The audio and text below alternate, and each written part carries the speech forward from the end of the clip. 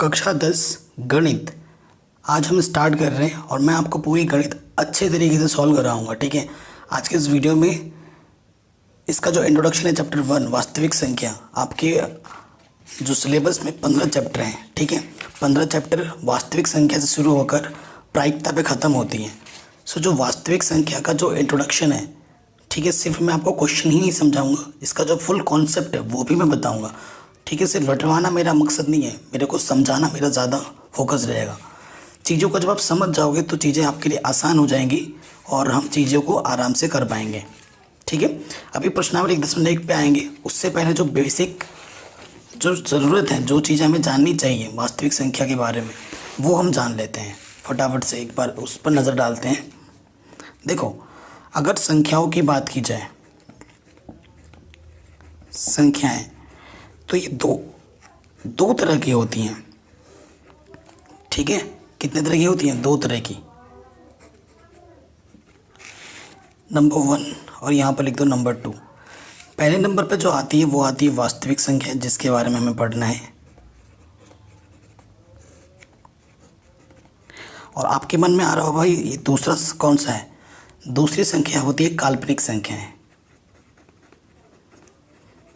ठीक है, काल्पनिक संख्या वो संख्या है जिनका कोई अस्तित्व नहीं होता है, उसे हम काल्पनिक संख्या बोलते हैं। ठीक है, अस्तित्व कैसे नहीं होता है वो भी मैं आपको एक एग्जांपल देके बताऊंगा। और ये जो सिलेबस में आपके नहीं है, ये आप क्लास 11th में पढ़ोगे अगर आप मैथ्स लेते हो। काल्पनिक संख्याओं के बारे में डिटेल में जानने को मिलेगा आपको चैप्टर नंबर 5 कक्षा 11 की जो सम्मिश्र संख्या है वहाँ पे आपको देखने को मिलेगा। तो ये हमारे सिलेबस में नहीं है, ये वाला चैप्टर, इसके बारे में हमें नहीं पढ़ना है।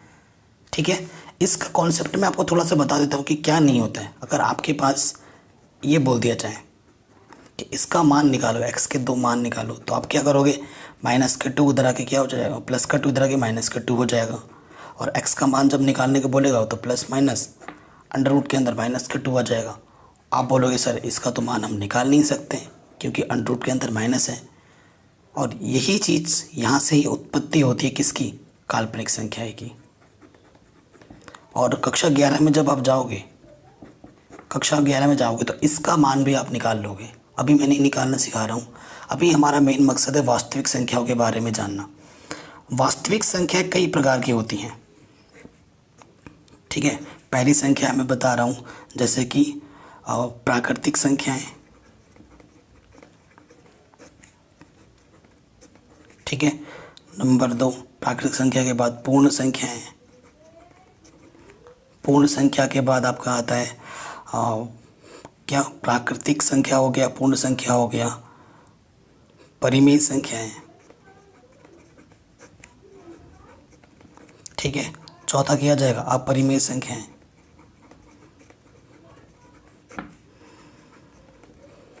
ठीक है, फिर 5वें में क्या जाएगा? पूर्णांक। तो इस तरीके के ये सभी संख्याएं ये वास्तविक संख्याओं में आता है। ठीक है, ये क्या आता है? वास्तविक संख्याओं में आता है। प्राकृतिक संख्याओं के बारे में आपको पता ही होगा। अगर मैं पहले नंबर पे बात करूं, एग्जाम्पल में दूं आपको पहले वाले पे, प्राकृतिक संख्याएं। ठीक है, इन देखो सिर्फ चीज़ों को रटना नहीं। आप अगर आप बोलोगे कि मेरे को सिर्फ मार्क्स चाहिए, मेरे को बस नंबर से मतलब है, तो ये चीज़ छोड़ दो, कोई ज़रूरत नहीं है। लेकिन जब तक आप चीज़ों को सीखोगे नहीं, आगे चल के आपके छोटे भाई बहन होंगे, आप अगर कभी टीचर बने, आपसे अगर स्टूडेंट क्वेश्चन पूछे सर बताओ ये क्या होता है वो क्या होता है, तो आप तो बता नहीं पाओगे। तब आपको खुद से होगा कि काश मैं चीज़ों को सीखता, काश मैं फिर सिर्फ रटता नहीं तो मैं आज भी इनको बता पाता। तो उसीलिए मैं आपको समझा रहा हूँ।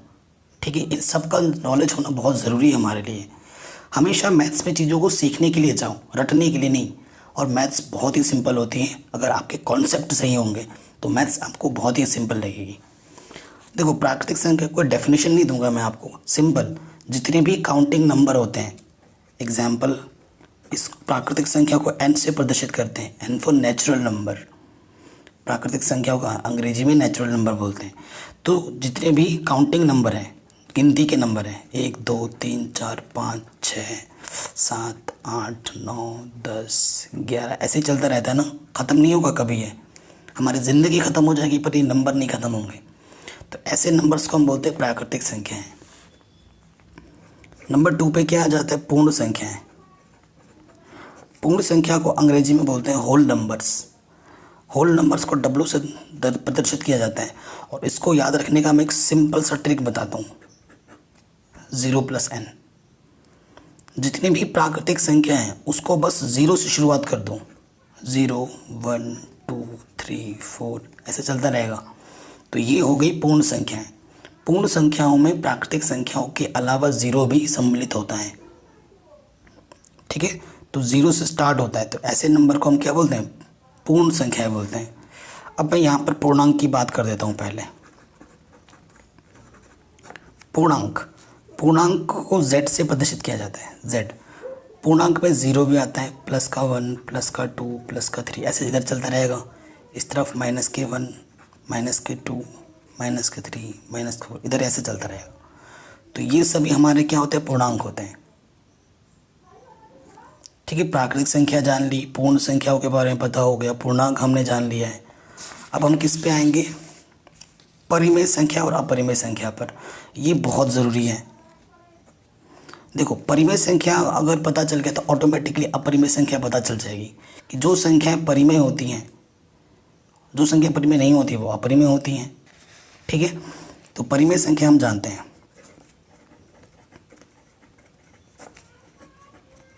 परिमेय संख्या प्रत्येक संख्या जिसे हम p/q के रूप में लिख सकते हैं, प्रत्येक संख्या जिसे हम p/q के रूप में लिख सकते हैं जहाँ q का मान कभी 0 नहीं हो सकता, वह p व q पूर्णांक होते हैं।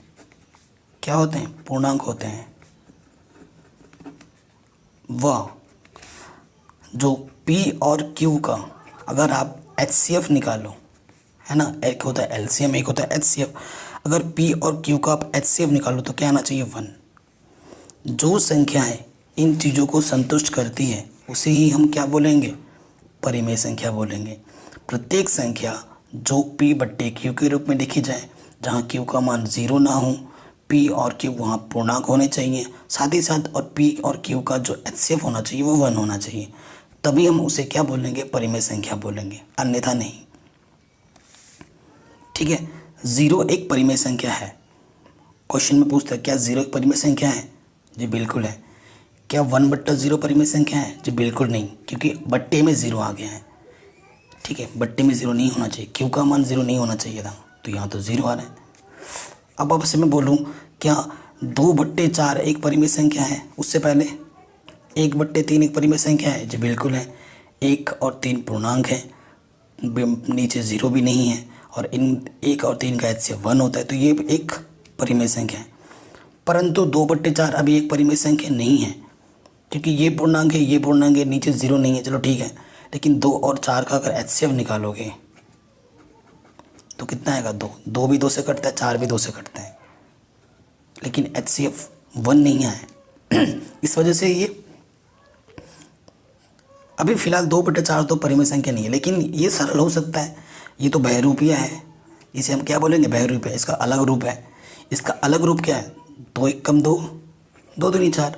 अभी ये जो 1/2 है ये परिमेय संख्या है, परंतु 2/4 को परिमेय संख्या नहीं बोल सकते। इसका सरल रूप जो है वो परिमेय संख्या ज़रूर है, ठीक है। तो परिमेय संख्या के बारे में जान लिया हमने। अपरिमेय संख्या क्या होती है, जो संख्या परिमेय नहीं होती वो संख्या क्या होती है, अपरिमेय, ये बोल सकते हो। और अपरिमेय में मैं थोड़ा बता देता हूँ, ठीक है। अपरिमेय संख्या क्या होता है, और जितनी भी अभाज्य संख्या है, अभाज्य संख्या आप जानते हैं ना, अभाज्य संख्या जो सिर्फ स्वयं से कटे, स्वयं से विभाजित हो और 1 से विभाजित हो, अगर उसका सिर्फ अंडर कर लोगे, कोई भी अभाज्य संख्या जैसे √2, √3, √5, √7, ये सभी क्या हैं, अपरिमेय संख्या हैं। उसके अलावा अगर मैं यहाँ पर लिख दूँ 1.00100001, तो ये भी एक अपरिमेय संख्या, क्योंकि ये चलता रहेगा, दशमलव प्रसार इसका अशांत है, ठीक है, और अनावर्ती है, इसी वजह से ये क्या है, अपरिमेय, ठीक है। तो ये अपरिमेय हुआ, ये अपरिमेय। अगर मैं ऐसे लिख देता हूँ 1.3 की 3 भी चल रहा है, मतलब बार बार 3 आएगा, इसका मतलब यही हुआ ना, ऐसा चलता रहेगा। तो ये परिमेय है या अपरिमेय है, ये है परिमेय। क्या परिमेय, ऐसा क्वेश्चन आ सकता है आपके 1 मार्क्स में।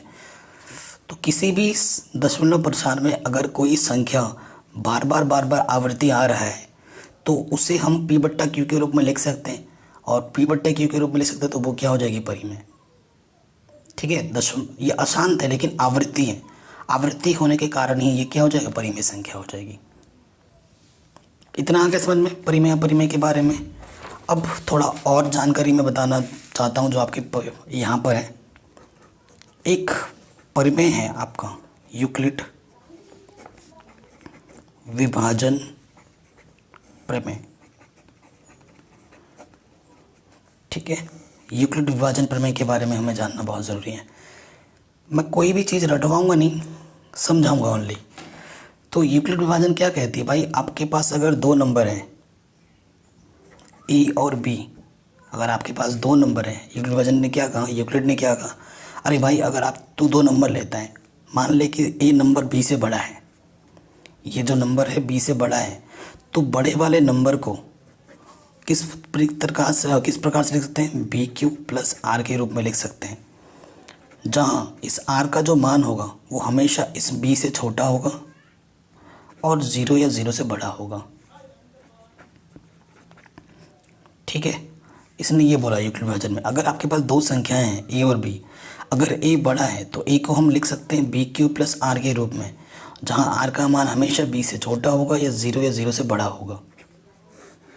ठीक है, और ये क्यू क्या है, क्यू है आपका भागफल,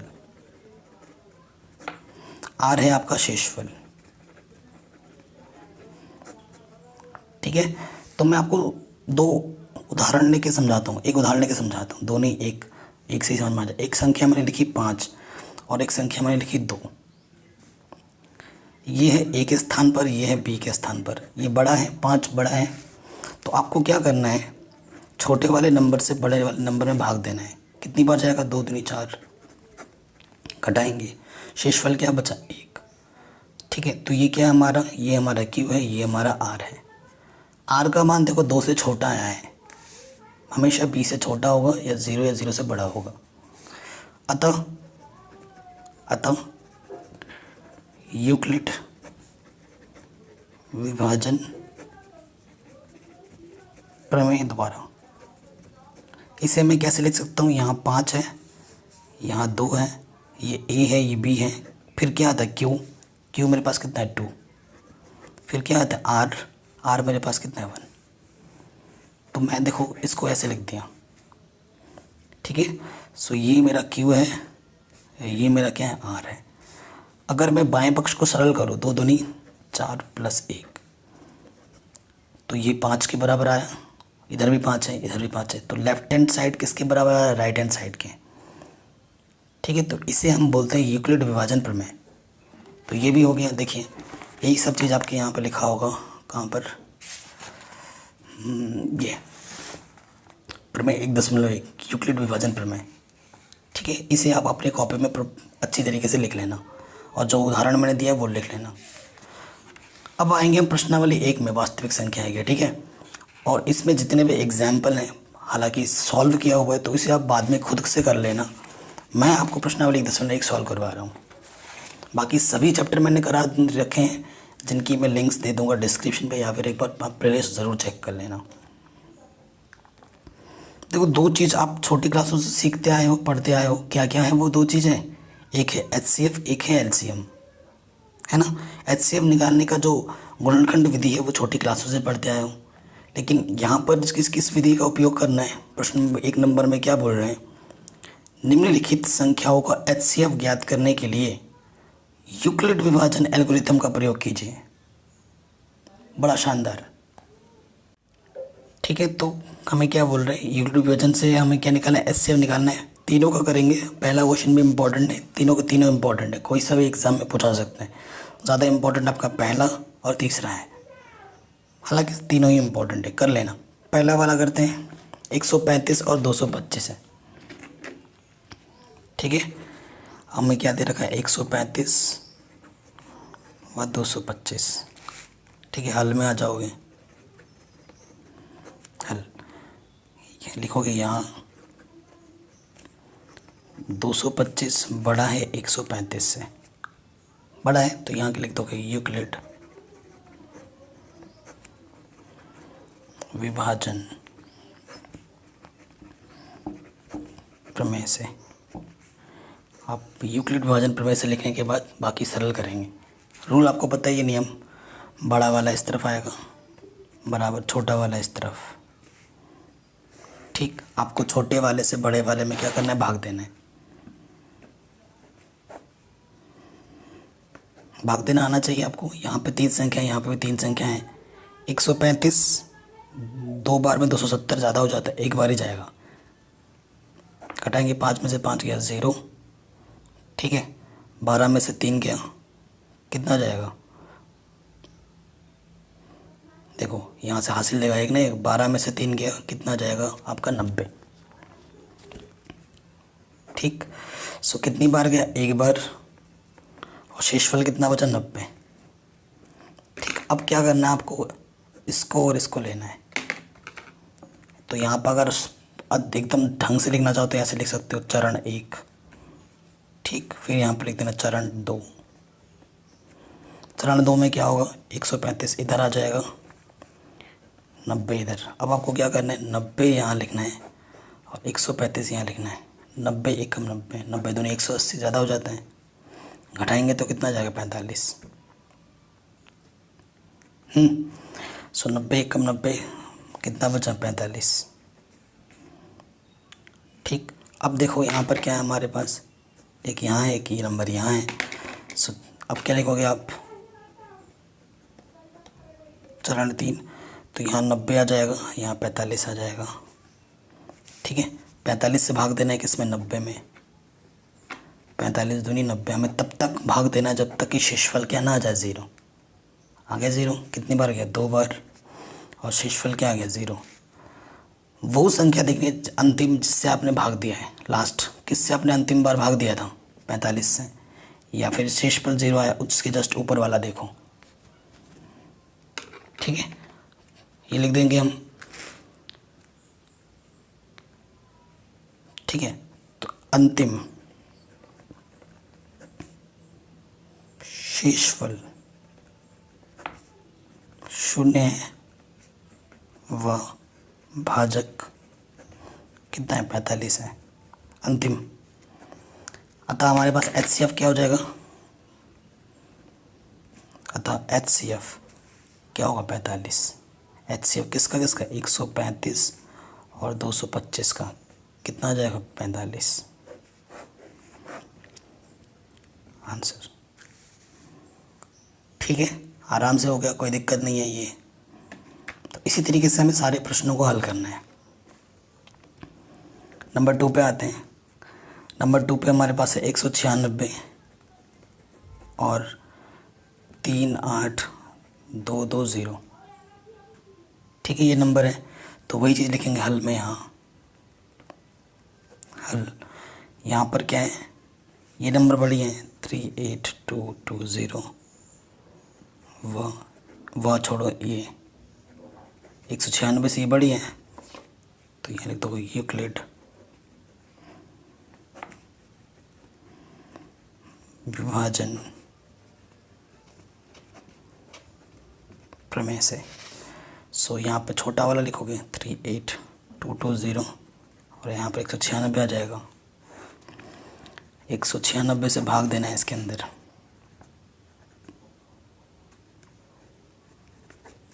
ठीक है। 38220, 3 डिजिट यहाँ लेंगे तो देखो ये 400 के आसपास है, ये 2 बार में इससे ज़्यादा हो जाएगा तो एक ही बार जाएगा। 196 एक 196, घटाएंगे, ठीक है। घटाने पे कितना आ जाएगा देखो, यहाँ से आ जाएगा 12 में से 6 गया 6, यहाँ से बचा 7, 17 में से 9 गया 8, ठीक है 8, और यहाँ से 2 में से 1 गया 1, 186 बचेगा। तो इससे छोटा है 1 हासिल लेंगे, यहाँ से 2 लग गया, ठीक। तो देखो यहाँ से 3 डिजिट, यहाँ 3 छोटा बड़ा 1 लिया, 4 ले लिया। अब देखो ये 1800 है और यहाँ पर ये 200 के आसपास है, तो 2 नंबर 1800 से ज़्यादा है तो 9 बार जाएगा, ये आइडिया लग गया। 9 छक 54, हासिल लगा 5, 9 नम 81, 81 और 5 86, हासिल लगा 8, 9 एकम 9 और 8 17, घटाएंगे तो 12 में से 4 गया 8, और इसने हासिल दिया था 15 में से 6 गया 9, सिर्फ 98 बचेगा। ठीक है, और यहाँ से 0, तो ये 1000 के आसपास है, 5 बार जाएगा। 5 छंग 30, हासिल लगा 3, 5 नम 45, 45 और 3 48, हासिल लगा 4, 5 एकम 5 और 4 9। तो ये एक ही बार में सरल हो गया, क्योंकि शेषफल ये मेरे को 0 दे रहे हैं। कितनी बार भागफल गया? 195 बार। शेषफल क्या आ गया? 0। एक ही चरण में सॉल्व हो गया पूरा। तो रूल क्या कहता है? जिस संख्या से आपने अंतिम बार भाग दिया था 196,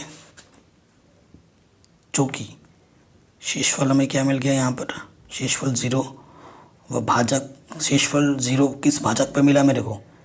196 भाजक पर।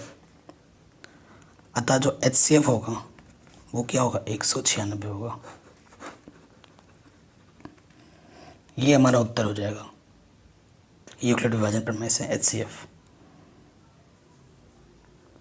ठीक है, क्वेश्चन नंबर 2 भी हमारे आराम से बन गया। अब आ जाओ क्वेश्चन नंबर हमारे किस पार्ट पे? इसके थर्ड पार्ट पे। थर्ड पार्ट में हमें दे रखा है 867 और 255। ठीक है, तो यहाँ लिखेंगे यूक्लिड विभाजन प्रमेय से। ठीक, उसमें क्या होता है कि ये 2 नंबर में बड़ा कौन सा है? 867 बड़ा है किससे? 255 से। अतः चरण 1 में क्या करोगे? स्टेप 1 में 867 यहाँ लिखोगे, बड़ा वाला इस तरफ, छोटा वाला इस तरफ। छोटे वाले से बड़े वाले में क्या करना है? भाग देना है। और ये जो भाग वाग में कम कर रहे हैं ना, आपको यहीं पहले ध्यान, जैसे मैं कर रहा हूँ, ये नहीं कि पीछे छुपा के कर रहे हो एकदम चोरी छुपे कोई देख ना ले, ऐसा कुछ नहीं है। जो भी काम कर रहे हो सामने कर दूँ, एग्जामिनर को भी पता चलेगा कि भाई जिसने ये किया है उसको पता है, उसे रट्टा नहीं मारा है। तो ये सब जो कैलकुलेशन है वो आप यहीं करो, एग्जामिनर को दिखाते हुए कि भाई पता चले। ठीक है, चोरी छुपे पीछे पीछे मत करने लग जाना, सामने सामने ही करना है। तो यहाँ पर 3 अंक है, यहाँ पर भी 3 अंक लेंगे, तो कितनी बार जाएगा? है ना, वो देखिए कितनी बार जाएगा। आइडिया लग रहा है 3 बार जाएगा। 25 या 75 ना, 3 बार जाएगा। 3 बचे 15, हासिल लगा 1, 3 बचे 15 और 1 16, हासिल लगा 1, 3 दूनी 6 और 1 7, घटाएंगे 7 में से 5 गया 2, 0, 102 बचा। कितनी बार गया? 3 बार, और शेषफल क्या बचा? 102। ठीक, अब इसमें और इसमें बात करेंगे। अब यहाँ लिखोगे अब चरण 2। चरण 2 में क्या जाएगा? ये वाला नंबर इस तरफ, ये वाला नंबर इस तरफ। फिर क्या करोगे? 102 से भाग देना है 255 में। 2 बार जाएगा, पता लग रहा है क्लियरली। 2 दूनी 4, 2 0 0, 2 एकम 2, घटाएंगे तो क्या जाएगा? 1 5, 51 आ जाएगा। तो 2 बार गया और शेषफल क्या बचा? 51। यहाँ से लेंगे चरण 3। ठीक है, चरण 3 ले लिया। चरण 3 में क्या होगा? 102 इधर आएगा, 51 इस तरफ। अब हमें क्या करना है? 51 से भाग देना है 102 में। 51 दूनी 102, शेषफल क्या आ गया? 0। 2 बार गया था और शेषफल 0 आ गया। हमें तब तक करना होता जब तक कि शेषफल क्या ना जाए? 0। 0 के जस्ट ऊपर वाला क्या? आपका HCF होता है। तो HCF क्या हो जाएगा? HCF हो जाएगा 51 आंसर। तो यूक्लिड विभाजन प्रमेय से हमने HCF निकाल दिया आराम से। ठीक है, ये क्वेश्चन भी हमारा इजीली बन गया। चलिए अब आगे आते हैं नेक्स्ट क्वेश्चन पे। एक होता है यूक्लिड विभाजन प्रमेय और एक होता है यूक्लिड विभाजन लेम्मा। ठीक है, सेकंड वाला क्वेश्चन लेम्मा से सॉल्व होगा। कह रहे दर्शाइए कि ये क्वेश्चन काफ़ी इंपॉर्टेंट है, ये पहले दो क्वेश्चन काफ़ी इंपॉर्टेंट थे। कह रहे दर्शाइए कि कोई भी धनात्मक विषम पूर्णांक 6q+1, 6q+3 या फिर 6q+5 के रूप का ही होता है जहाँ q कोई पूर्णांक है। ठीक है, ये क्वेश्चन हमें दे रखा है। प्रश्न को हमें ढंग से देखना है, काफ़ी इंपॉर्टेंट है। हमें बताना है कि विषम पूर्णांक 6q+1, 6q+3 और 6q+5 का होता है, यही बोला है। देखो लॉजिक क्या लेना है, लॉजिक सोचने का लॉजिक। आप सोचोगे कैसे, किस रूप में? 6q+1, 6q+3, 6q+5। आपको पता है ए इसका क्या होता है, BQ+R। तो यहाँ बी के प्लेस पे देखो क्या है, 666 फिक्स है। तो ये मेरे को लॉजिक लग गया। तो मैं क्या लिखूँगा, माना ए एक विषम पूर्णांक है जो, यहाँ 6 बोला था ना, तो 6 लेना, जो 6 से बड़ा है, अर्थात b का मान क्या आ जाएगा, 6। अतः जब b का मान 6 है तो अतः शेषफल जो होगा, अतः शेषफल 6 से कम होगा। यानी कि शेषफल r का मान क्या होगा, या तो 0 होगा, 1 होगा, 2 होगा, 3 होगा, 4 होगा, 5 होगा। 6 से कम होगा, इतने ही होंगे। तो कितने केस बने, 1 2 3 4 5 6 केस बन गए। अब 6 केस पे आपको बात करनी है। अब आप क्या देखो यहाँ पर, यूक्लिड विभाजन प्रमेय से, यूक्लिड विभाजन प्रमेय से क्या होता है, a = BQ+R। यही होता है कि नहीं होता है। अब हमारे पास केस वन क्या है, देखो केस 1 b तो 6 फिक्स है, 6q, r केस 1 में कितना है, 0। केस 1 में क्या लिखोगे यहाँ पर, जब r का मान क्या है, 0 है, ऐसे लिख देना। तो a का मान क्या आ जाएगा, 6q। ये क्या होगा, 6q क्या होगा, 6q होगा आपका एक सम संख्या। 6q क्या होगा, एक सम संख्या होगा। क्योंकि कोई भी q पूर्णांक हो, q कोई भी पूर्णांक हो, उसे 6 से गुणा करने पर, क्योंकि कोई भी संख्या हो, चाहे वो q आपका विषम हो या सम हो, किसी संख्या को सम से गुणा करने पे वो सम बन जाता है। 6 से गुणा करने पर सम संख्या बन जाती है। ठीक है, आप चाहो तो उदाहरण के रूप में देख सकते हो। मैं आपको एक उदाहरण दे रहा हूँ। मैंने q ले लिया है 3 और एक बार q ले लिया है 5, या और एक बार ले लिया है 6। इनको सबको मैं 6 से गुणा कर दे रहा हूँ। तो देखना क्या बनता है, 6 3 18 सम संख्या, 5 चंग 30 सम संख्या, 6 चंग 36 सम संख्या। तो विषम संख्या हो या सम संख्या, उसको अगर सम संख्या से गुणा करोगे तो हमेशा क्या बनेगा, सम संख्या। तो ये जो 6q है, तो ये क्या है, एक सम संख्या। और सम संख्या में विषम जोड़ने पे क्या आता है, विषम छोटी क्लासों में पढ़ा है आपने। अब आप लिखोगे केस 2। देखो इतना डिटेल में समझा रहा हूँ मैं, एकदम डीप एक्सप्लेनेशन के साथ। केस 2, जब r का मान क्या ले लोगे, 1, तो ये तो फिक्स है, ये बराबर क्या हो जाएगा, 6q, और r की जगह पे क्या रख दोगे, 1। तो ये 6q क्या है, सम, एक क्या है, विषम। तो सम और विषम क्या होता है, विषम। तो विषम आ गया, तो ये जो 6q+1 होगा, ये क्या होगा, विषम होगा। ठीक है, फिर केस 3, a = 6q+2, तो ये क्या होगा, सम प्लस सम यानी कि सम। ठीक है,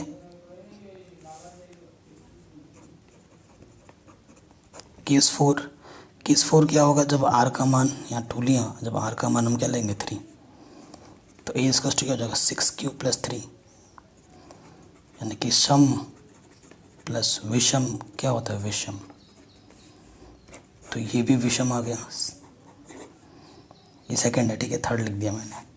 6 क्यूब प्लस 3 भी क्या आएगा विषम। केस 5 जब आर का मान आप क्या लोगे 4, तो ये क्या हो जाएगा 6 क्यूब प्लस 4 यानी कि सम प्लस सम यानी कि सम। तो इसकी मेरे को ज़रूरत नहीं है क्योंकि मेरे को विषम बताना है ना। एंड केस 6 जब आर का मान 5 लोगो तो ए क्या हो जाएगा 6 क्यूब प्लस 5 सम प्लस विषम यानी कि विषम। ठीक है, तो आप क्या लिखोगे, समीकरण 3, 2, 1 से स्पष्ट है, 1, 2, 3 से स्पष्ट है, ये लिखना है। समीकरण 1, 2 व 3 से स्पष्ट है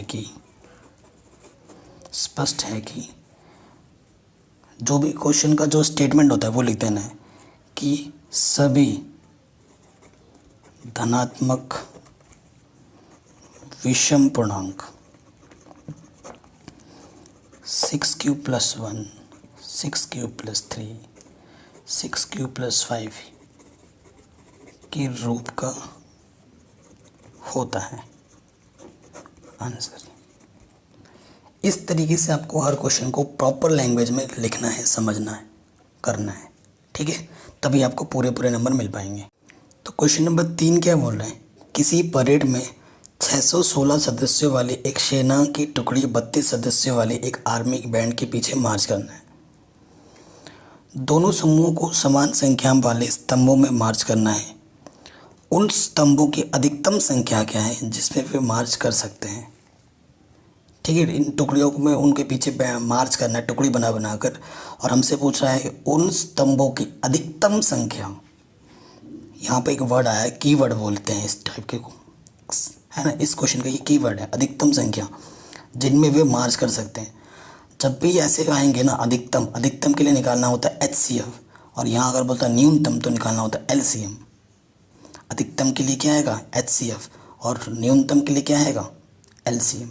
तो हमें 616 और 32 का क्या निकालना है HCF, वही इस क्वेश्चन का क्या होगा आंसर होगा।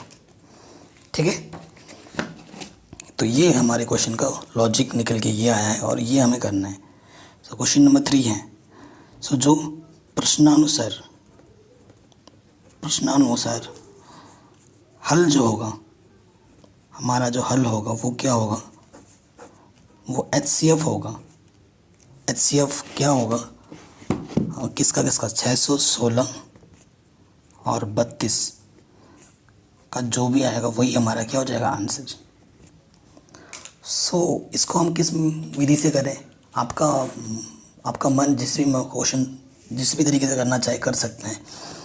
तो यूक्लिड विभाजन प्रमेय से ही करेंगे। तो यूक्लिड, क्योंकि इसमें बोला नहीं है ना, तभी हम किसी भी मेथड से कर सकते थे, परंतु हम यूक्लिड विभाजन प्रमेय का ही उपयोग कर रहे हैं।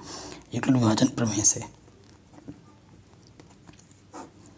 616 बड़ा है 32 से, तो यहाँ लिखेंगे चरण 1 616 इस तरफ, 32 इस तरफ, 32 से भाग देंगे किसमें 616 में। यहाँ भी 2 अंक, यहाँ भी 2 अंक ले लेंगे। 32 दूनी 64 ज़्यादा हो जा रहा है, तो 32 से कम 32, 11 में से 2 गया 9, 5 में से 3 गया 2, पीछे से 6। ठीक है, ये चीज़ आ गई। तो लगभग 300 के आसपास है और यहाँ पर 32 है। सो आइडिया लग गया कि 9 बार जाएगा, है कि नहीं। आइडिया क्या लग रहा है, देखो 9 बार जाएगा तो 9 बार लेते हैं। 9 दूनी 18, हासिल लगा 1, 9 तिया 27, 27 और 1 28, घटाएंगे 16 में से 8 गया 8, तो सिर्फ 8 ही बचा शेषफल। तो गुणा कितनी बार गया 19 बार, शेषफल कितना बचा 8। इसकी बात करेंगे चरण 2 में।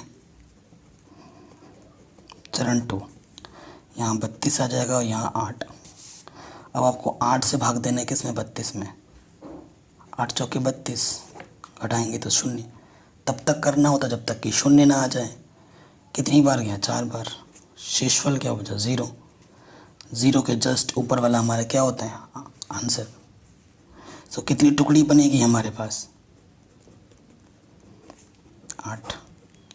तो आंसर क्या होगा, कितने टुकड़े होंगे, टुकड़ी या टुकड़ी जो भी लिखा है 8 टुकड़ी आप बना सकते हो 32 के 616 सदस्यों की। ठीक है, तो ये हमारा आंसर हो जाएगा। तो सेना के 8 स्तंभों की हम टुकड़ी बना सकते हैं बराबर। ये हो गया आराम से। चलिए क्वेश्चन नंबर 4 और 5 पे आते हैं।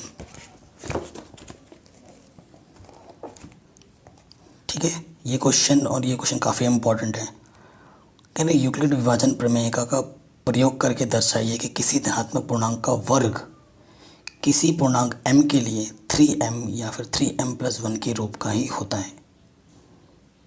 ठीक है, क्या बोला, पूर्णांक का में वर्ग करना और फिर वर्ग का जो रूप आएगा m के लिए इस रूप का दिखाना है 3m या फिर 3m+1 का। ठीक है, करते हैं। सो देखो यहाँ पर क्वेश्चन नंबर 4 है। 4 क्या है, देखो वही चीज़ है, माना पूर्णांक a के लिए। ठीक है, पूर्णांक a के लिए है 3m या 3m+1 है। तो यहाँ b क्या हो जाएगा, यहाँ b हमें लेना पड़ेगा 3। वह अर्थात जो r होगा वो 3 जगह में होगा, यानी कि 0 1 2 होगा। ये पता लगा हमें। अब फिर क्या लिखोगे यहाँ पे, यूक्लिड विभाजन प्रमेय से ए इसका क्या होता है, बी के प्लस आर होता है ना। तो फिर से वही चीज़, केस 1 क्या है, जब आर का मान आप 0 लोगे तो देखो ए तो चलो फिक्स है, बी हमारा कितना है 3 है, और क्यू की जगह क्वेश्चन में एम बोल रहे हैं तो एम ले लेते हैं, और आर पहले केस में क्या लेना 0। तो ए इसका 3m। अब बोलोगे आंसर आ गया, गलती कर रहे हो आप, क्योंकि स्क्वायर बोला है। स्क्वायर तो अभी तक किया ही नहीं हमने। अब यहाँ पर लिखोगे स्क्वायर करने पर, यानी कि वर्ग करने पर। वर्ग जब हम कर देंगे वर्ग, ये हो जाएगी, तो ए स्क्वायर क्या हो जाएगा, 3 का वर्ग 9 m²। तो यहाँ से आप क्या कर सकते हो, 3 उभयनिष्ठ ले सकते हो। 3 3 9, माना ये जो 3m² को आप क्या मान लो, m मान लो। तो ए स्क्वायर क्या आ गया 3m का रूप। यही तो मैं बताना था, या तो 3m आएगा या फिर 3m+1 के रूप का आएगा। केस 1 में हो गया। केस 2, जब r का मान आप क्या ले लोगे 1, तो a इसका क्या हो जाएगा 3m+1। फिर क्या करोगे, वर्ग करने पर। तो वर्ग करने पर हमारे यहाँ पर क्या हो जाएगा, a² 3m+1 का। ये आपको सूत्र पता है, a + b का वर्ग क्या होता है, a का वर्ग b का वर्ग 2ab। इस सूत्र से इसको हम खोल देंगे, a का वर्ग b का वर्ग 2a × b। ठीक है, तो हम क्या करेंगे, इन दोनों पदों को एक साथ रखेंगे। 3 दूनी 6m और 1 का वर्ग 1। यहाँ से सिर्फ 3m कॉमन निकालेंगे हम, 3। ठीक है, यहाँ पर हमारा क्या था, स्क्वायर था, तो 3 बाहर निकाला तो 3 बचा अंदर, m²। 3 दूनी 6 m बचा, इसको m मान लेंगे। माना 3m² + 2m को क्या मान लिया, कैपिटल M। तो ये हो जाएगा 3m+1 का रूप, या तो 3m आएगा या फिर 3m+1 के रूप में आएगा। आ गया 3m+1।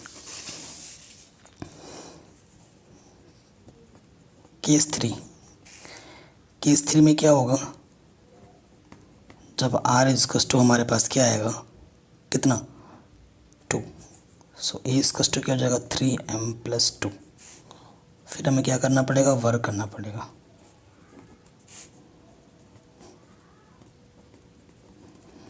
फिर से हम खोलेंगे ए का स्क्वायर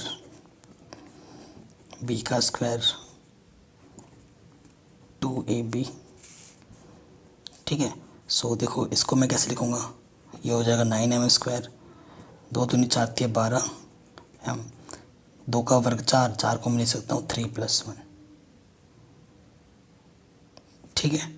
तो यहाँ से लेकर यहाँ तक 3 उभयनिष्ठ हैं, 3 तिया 9 m², 3 चौके 12 m, 3 एकम 3, इसको मैं क्या मान लूँगा, m मान लूँगा। तो ये आ गया 3m+1 के रूप, इसे मैं समीकरण 3 मान लेता हूँ। तो आप क्या लिखेंगे, समीकरण 1, 2 तथा 3 से यह स्पष्ट है कि किसी भी संख्या, किसी भी धनात्मक पूर्णांक का वर्ग करने पर 3m या 3m+1 के रूप का आता है। बस ये लिख देना है, ये आपका क्या हो जाएगा, आंसर हो जाएगा, ठीक है। ये प्रॉब्लम में आपका आराम से बन गया, कोई दिक्कत नहीं है। नेक्स्ट क्वेश्चन 5वां इम्पॉर्टेंट है काफ़ी। कह रहे यूक्लिड विभाजन प्रमेयिका का प्रयोग करके दर्शाइए कि किसी धनात्मक पूर्णांक के लिए, किसी धनात्मक पूर्णांक का घन, अब वो वर्ग कर रहा था, ये घन करना है हमें, घन करने पर m 9m+1 या 9m+8 के रूप का आता है, ठीक है। अब की बार आपको घन करना है, तो आप देख रहे होंगे 9 9, तो देखो 9 9 करके करोगे तो क्वेश्चन बहुत लंबा चला जाएगा। अगर आप b को 9 मान लोगे ना तो क्वेश्चन बहुत ही लेंथी हो जाएगा। थोड़ा सा इसमें एक ट्रिक है, माना जो धनात्मक पूर्णांक है, माना धनात्मक पूर्णांक a है, वह जो b है, b को हम क्या मान लेते हैं, 3 मान लेते हैं। 3 क्यों माना है, इससे 3 मानने पे r के मान 0 1 2 आएंगे, केस कम हो जाएगा, और साथ ही साथ 3 का वर्ग करने पे 9 आता है और घन करने पे 27 आता है, यानी कि 9 के मल्टीपल्स आ रहे हैं, 9 के गुणनफल के रूप में आ रहा है ना, इसलिए हमने इसको ऐसा माना है। माना धनात्मक पूर्णांक a है वह b 3 है, अर्थात r का मान या तो 0 होगा, 1 होगा या 2 होगा। फिर क्या लिखोगे, यूक्लिड विभाजन प्रमेय से क्या बोलता है, वो क्या बोलता है, a equals to b³ + r बोलते हैं। और यहाँ पर b हमारा कितना है, 3 है, q की जगह पर m बोला है, और r तो वैरी करेगा, कभी 0 होगा, कभी 1 होगा, कभी 2 होगा। अब हम यहाँ पर केस बनाएंगे, केस 1, जब r का मान 0 है, 3m+0, तो a का मान क्या होगा, 3m। अब हमें क्या करना है, घन करने पर, घन करोगे तो a³, ठीक है, घन करो तो 3 का घन क्या होता है, 3 3 9 27 m³। तो यहाँ से देखो 9 उभयनिष्ठ ले लो, 9 3 27, इसको क्या मान लो, m, तो क्या आ गया, 9m ग्रुप। तो किसी भी संख्या का घन करने पे 9m, 9m+1 या फिर 9m+8 के रूप में आएगा, यही हमें बताना है। तो पहला आ गया 9m के रूप में, आराम से हो गया। अब आ जाओ केस 2 में, जब r का मान क्या लोगे 1, तो a हमारे पास क्या हो जाएगा, 3m+1। फिर क्या करोगे, आप घन करोगे, और आपको सूत्र पता होगा, a+b का क्यूब क्या होता है, a³ b³ 3a² 3b²। सूत्र होता है, ये पता ही है आपको। अब हम यहाँ पर रख देंगे सूत्र में, सो यहाँ से हो जाएगा a का क्यूब b का cube 3a² into b plus 3b²। इसको इसको इसको एक साथ रखो। यहाँ से देखो, यहाँ इसका मतलब होता है 27m³। यहाँ से है देखो कितना, 3 3 9 27। यहाँ 9m² गुणा 3 है, ऐसे लिख देते हैं। और यहाँ है 3 3 9m। और यहाँ एक का कितना भी क्यूब करो, एक की पावर में कितना भी हो तो वो एक ही रहता है। तो यहाँ से उभयनिष्ठ क्या आ जाएगा, 9 9 3 27, 9 1 कम 9 तो 3m² बचा, 9 1 कम 9, यहाँ से m बचा इधर। अब इसको मैं क्या मान लूँगा, m। तो ये क्या हो जाएगा, 9m+1 रूप। या तो 9m का होगा या फिर 9m+1 का रूप होगा। आ गया। केस 3 में 9m+8 आ जाएगा। केस 3 जब r का मान 2 है तो a क्या हो जाएगा, 3m+2। फिर दोनों तरफ क्या करना है, घन लेना है। ठीक है, घन करेंगे। a का क्यूब, b का क्यूब, ठीक है, 3a²b 3b²a सूत्र में रख दिया। यहाँ से 27m³, 8, 3 3 9, 9 दूनी 18 m², 3 3 9, 9 चौको 27, 9 चौको 36। ये तो इन तीनों में से इन तीनों को एक साथ रखूं और कॉमन निकालो। 9 9 3 27 m³। ठीक है, फिर देखो यहाँ से क्या हो जाएगा, 9 दूनी 18 और 9 चौके 36 और ये प्लस के 8 अलग। अब इसको मैं क्या मान लूँगा, m। तो ये क्या हो जाएगा, 9m+8 के रूप। तो आप क्या लिखोगे, समीकरण 1 2 तथा 3 से यहाँ से लिख देना है, किसी धनात्मक पूर्णांक का घन 9m 9m+1 9m+8 के रूप का होता है। तो ये हमारा उत्तर हो जाएगा। अगर वीडियो पसंद आई है तो प्लीज़ लाइक करना, शेयर करना। बाकी सभी चैप्टर के लिंक्स मिल जाएगी डिस्क्रिप्शन पे। जय हिंद।